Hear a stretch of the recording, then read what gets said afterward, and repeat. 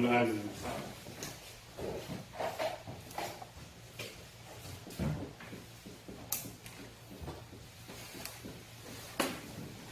이 서신서에 나오는 문화인사들. 이렇게 안 보면 여러분들 뭔지 잘 몰라요. 이렇게 66구에 나온 거를 한목에 쫙 써놓으면은 사도들이 뭘 썼느냐. 복음서에는 안 나왔는데 보편적인 서신. 마태, 마가, 누가, 요한복음, 요한일서 이런 것들이 이제 문화인사는 없어요. 그런데 왜 이런 작은 각 교회들은 문화인사가 있느냐. 읽어도 잘 이해가 잘 안 되는 것들이에요. 보면 다 똑같죠? 일부 색깔도 파란 색깔. 고린도 쭉 은혜와 평강이 전체 동일하게 돼요. 은혜와 평강. 그래서 이제 앞으로 읽을 때 하나님 우리 아버지와 주 예수 그리스도부터 은혜와 평강이 있기를 원하노라. 우리말로 뭐야? 밤새 안녕하셨습니까? 또 이들은 쌀로 이런 것처럼 하는데 약간 내용은 달라요. 맨 밑에 보면 히브리서, 야고보서는 없다. 성경 읽다 보면은 여러분들 많이 이제 혼동하는 거. 여기는 은혜와 평강 그랬죠? 은혜와 평강. 은혜는 우리가 많이 들어봤는데 평강은 여러 가지가 있죠. 평화. 여기도 화평 똑같은 건데 약간 다르지만 화평. 그 다음에 평강. 그 다음에 평안. 한글로 보면은 약간 다른 것처럼 이렇게 보여요. 실제 이제 평강 세 개가 무슨 뜻이냐면은 마음의 근심 없고 평안함. 평안.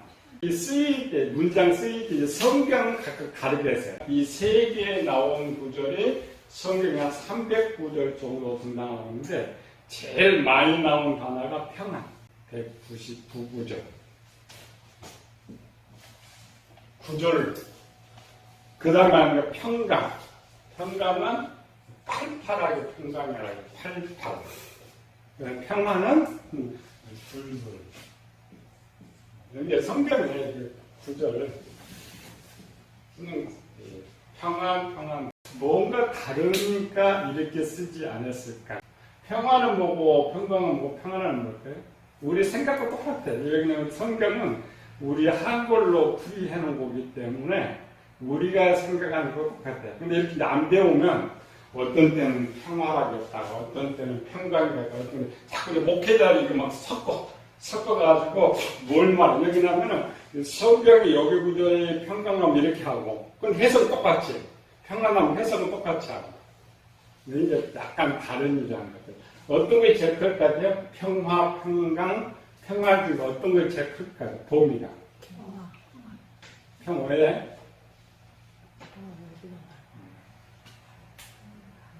평화는 대부분 어디서 전쟁, 나라와 나라 간에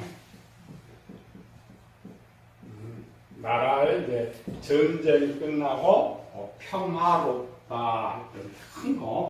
근데 이게 쓰였던 것은 평강이 많이 쓰였는데 예를 들어서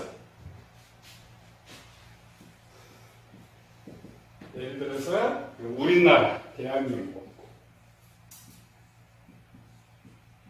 대한민국의 평안하기를 빕니다. 평강. 대한민국에 사는 우리 서울. 그럼 평안은 나. 이거를 이해를 해야지 여러분 바쁘는 이거를 이해할 수 있어요. 은혜와 평강. 일반 썼던 거는 평안과 평안이만. 근데 지금 평안이 쓰일 때는 좀 개인적으로 많이 써요. 편안함 해가지고 한문도 자신, 개인의 편안을 말하는 것이고, 평강은 집단, 그 교회죠. 교회에 보내는 서신 좀 평강으로 되어 있어요. 고린도 교회 전체. 평화는 이제 개별적으로 이렇게 쓰는 거죠. 이제 일반 평화는 나라가 평안하고, 나라가 화평하고. 그러나 뜻은 똑같다겠죠? 뜻. 이제 성경에서 뜻 표현은 여기 평안 쪽만 많이 써야죠. 평안이 뭐냐? 사전은 약간 달라요. 사전은 마음의 근심 걱정 없는 것을 평강이라 써놓고, 평안은 걱정 없이 탈이 없는 개인적인 거. 그래 똑같아. 평안이 뭐야? 1번 근심 걱정 없는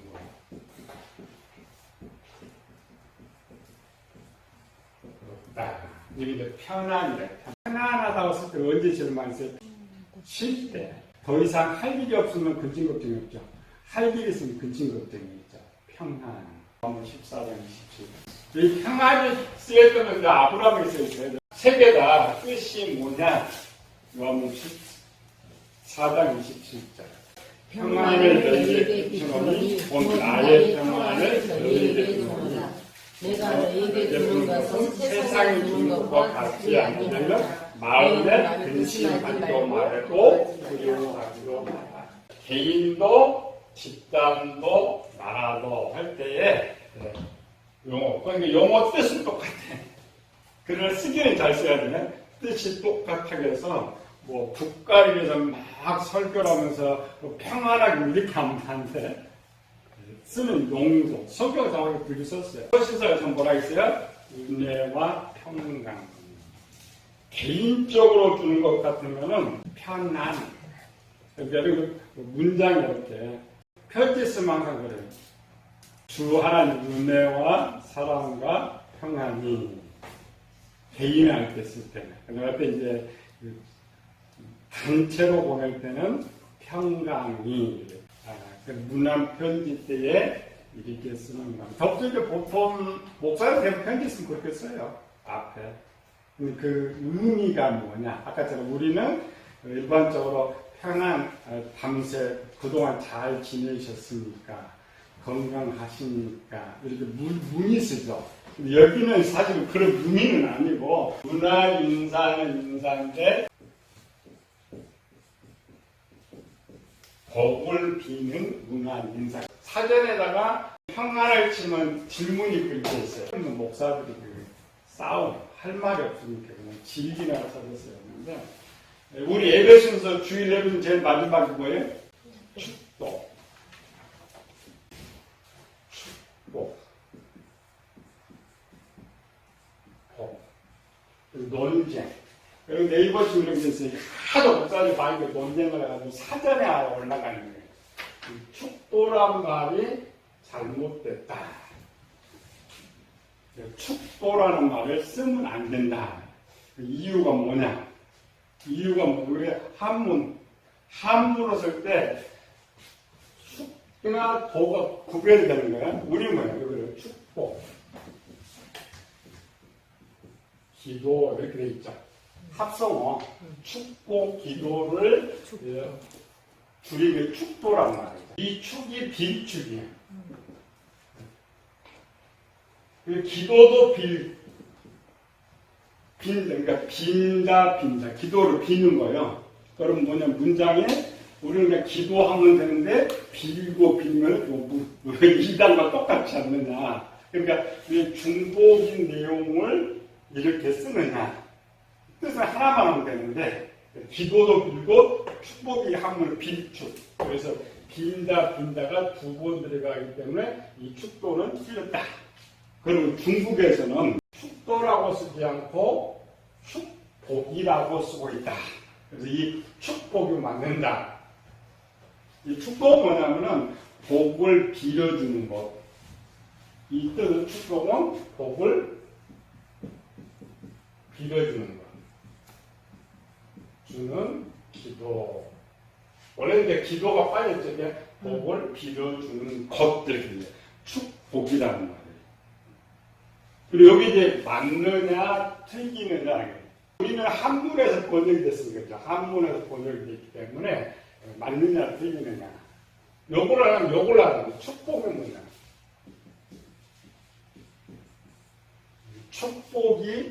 어떻게 쓰여 있느냐. 성경은 두 개 나옵니다. 축복이라는 말은 성경에 사실 안 나와요. 성경은 축복과 복이 나왔거든요. 복은 뭐고 축복은 뭐냐. 정리. 공부도 결론하고 요거 하고 요거 합니다. 축복이라는 말이 잘못된 거냐 바른 거냐. 이렇게 보면은 잘못됐죠. 이렇게 축복을 빌어주는 기도, 그 축도, 그런 축복이라고 썼는데 축도라는 말은 잘못된 것이 아니냐. 잘못된 것 같아요. 그렇지 않을 것 같아요. 빌고, 그게 사실 딱 그러는데 빌고 그냥 손으로 비비고 비빈데 기도는 비비고 비비냐. 그 무성치가 아니냐. 이렇게 써놨어요. 원래 이게 맞는 거예요. 괜히 말 많은 사람이 하는 거예요. 복을 빌어주는 기도인데 순서에 누가 복을 빌어줘요? 목사가. 그래서 지금 이 시간은 뭐냐? 이 시간은 복을 빌어주는데 누가 빌어줘? 목사가. 그러니까 복을 빌어주는 것과 또 빌어주는 대상이 나오는 거죠. 그리고 이 시간 목사가 복을 빌어주는 시간이란 말이에요. 그럼 이게 맞는 거예요. 축복 기도가 가능하다. 우리는 순서잖아요. 용어를 쓰는 것이 아니고 순서. 이 시간은 무슨 순서냐. 목사가 기도해주는 순서. 목사가 기도하는 시간이란 말이에요. 무슨 시간? 복을 빌어주는 시간. 이게 두 개가 맞는 거예요. 원래 이걸 틀린 거예요. 그러니까 일반 그냥 중간에서 복을 빌어준다라면 축복이 맞습니다. 요건 맞아요. 그러나 순서, 이 시간은 무슨 순서냐? 찬송 시간이냐? 기도 시간이냐? 그 시간 때문에 축복, 기도 시간이라는 것이지 용어로 풀면 안 돼. 근데 사전에서 이게 대단히 잘 읽어가지고 목사님이 전부 이렇게 하거든요. 아이고 참 잘못된 진행을 다 고쳐야지. 잘못됐다면서 교회는 방금 것 똑같고 틀린 것 같았어. 아니고 원래 우리가 축도라는 말을 쓸 때는 아까 든 거예요. 이 시간은 목사님 기도해 주는 시간. 그래서 도자가 들어갔죠. 무슨 기도? 축복을 빌어주는 기도하는 시간이다. 그래서 이게 두 개가 많은 거예요. 한문으로 이 단어로만 뜻으로 풀면 틀려요. 그러나 순서에서는 이게 맞습니다. 축복은 뭐고 복은 뭐냐. 용어는 사실은 이쪽 쓰든 저쪽도 또 상관이 없어요. 일반적으로 말하면 용어, 축복이라는 말을 뭐라 했어요? 복을 빌어준다. 하나님 아버지 축복해 주세요. 이럴 때는 내가 하나님 이 사람한테 복을 대신 빌어준다. 이런 뜻이. 복은 뭐냐? 이게 원한이죠? 이 복에는, 물론 둘 다 상대성이 복에는 1대1이 있어야 돼. 근데 둘이 상대가 존재해야 복이 존재한다. 우리가 쓰는 복은 뭐예요? 일반적인 복.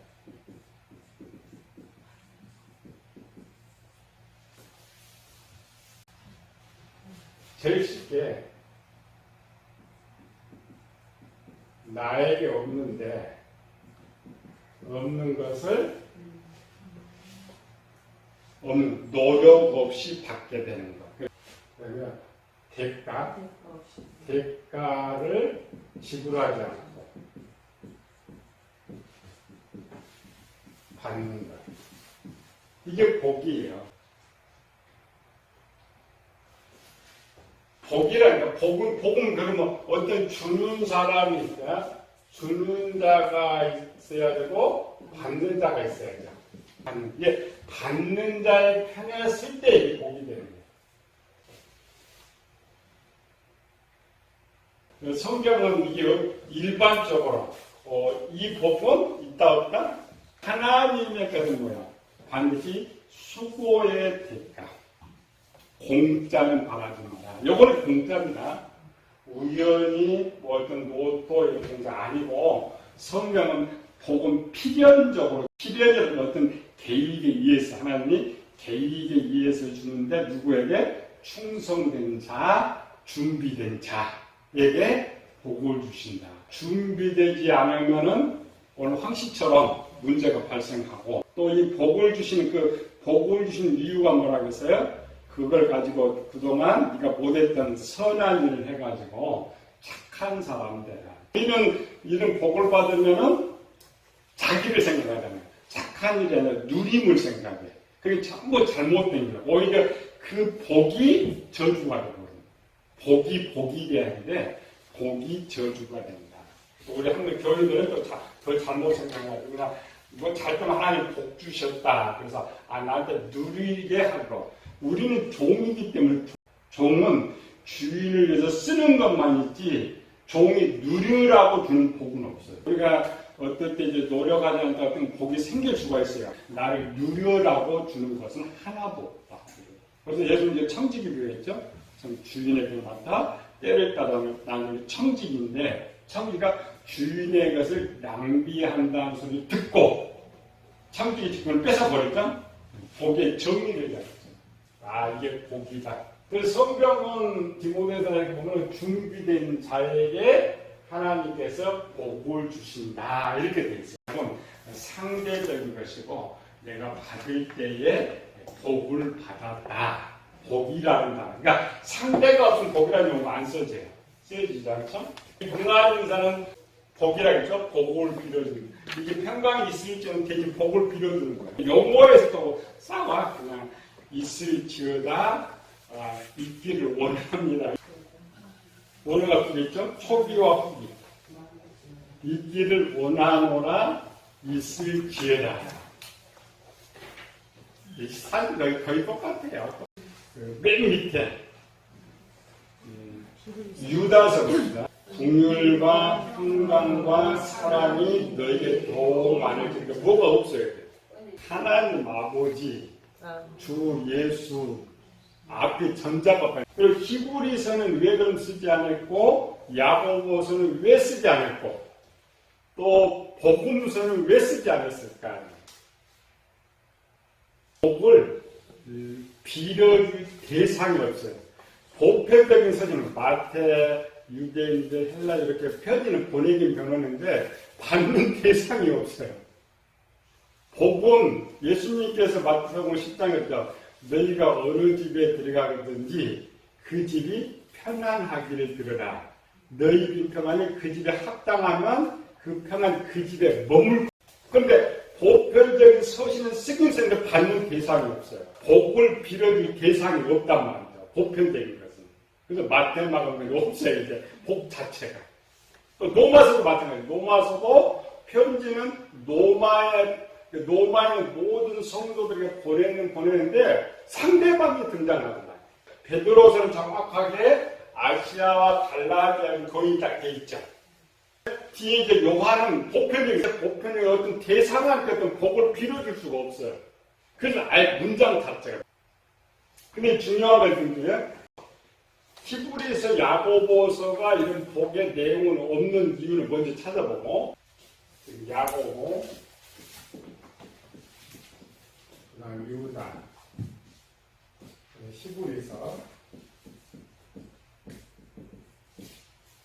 히브리서는 금방 나타나겠죠? 이 히브리서는 저자가 따로 있다. 바울의 저자라고 이렇게 하고 있지만 히브리서는 누가 대돼요?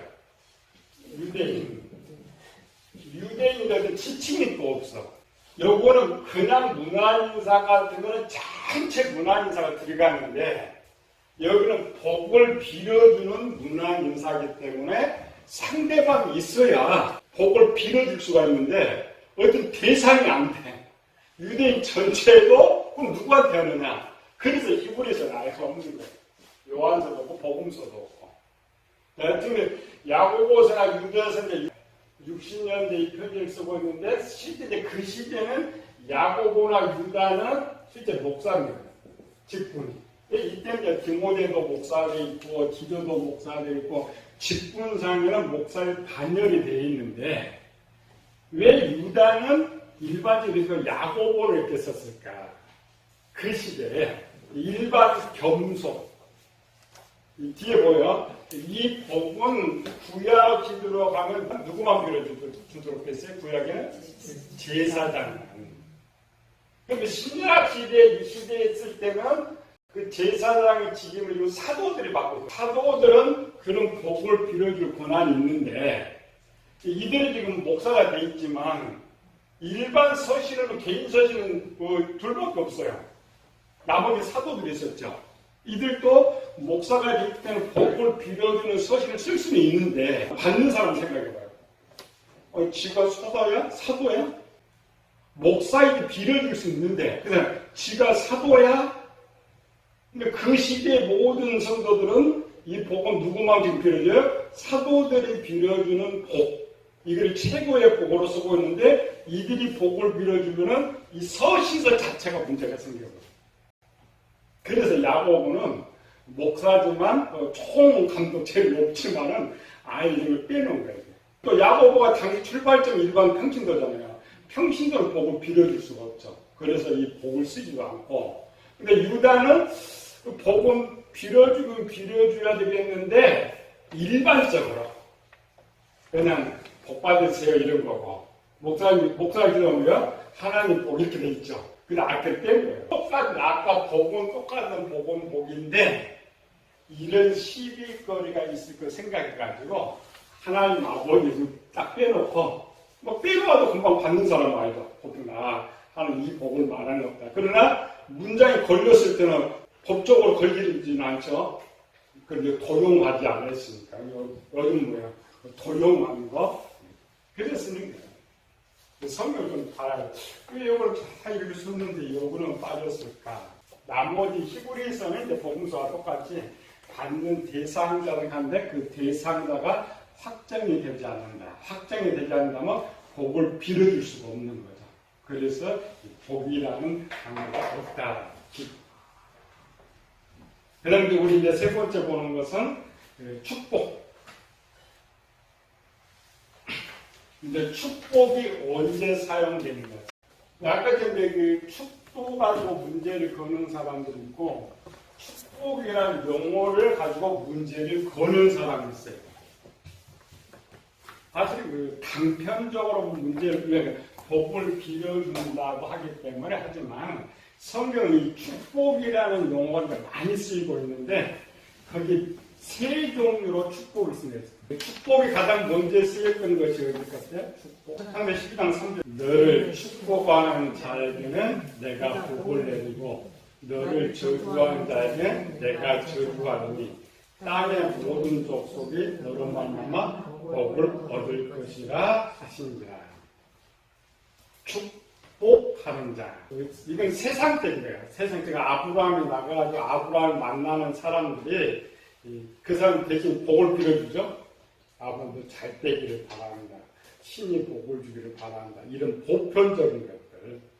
그래서 여기에 축복이라는 용어는 그 사람들이 축복해줘요. 축복은 해주는데 복을 대신 빌어준다. 그래서 이거 알겠죠? 뭐냐면요. 축복은 뭐냐? 복을 대신 빌어줄 때에 축복이라는 용어를 쓰고 있다. 두 번째 셋 우리가 잘 알고 있는 제일 많이 논쟁은 지금 두 번째 논쟁 같은 이제 약간 아브라함 것을 가지고 큰 논쟁도 안 되는데 이 아브라함 것은 또 건들지 않고 두 번째 논쟁 제일 논쟁구를 가져온 게 창세기 14장 19절 시작 그가 아브라함을 축복하여 이르되 천지의 주제이시오 지극히 높으신 하나님이여 아브라함에게 복을 주옵소서. 이 축복이라는 용어가 이제 신약에서 이제 주로 쓰여요. 신약에 쓰이고 있는데 구약에서는 별로 많이 쓰지 않는데 신약 16구절 중에 13번이 이 지금 멜기세덱에 관한 축복이에요. 거기 세 구절 구약 이용을 그대로 축복을 써놓고 축복을 어디 쓰이고 있냐면 신약에 많이 용어가 신약에 많이 쓰이고 있는데 그 부분 뭐예요? 기도만 아까 하나님 지금 멜기세덱 무슨 기도에서 자기 것은 없었죠. 하나님 모은 복을 갖고 있으니까 그 복을 아브라함 일반적으로 신의 복도 받고 세상 복도 받고 멜기세덱은 하나님의 영자 하나님의 가지시고 있는 것을 아브라함에게 주십시오. 그럼 아브라함 가질 때 복이 된다 그랬죠.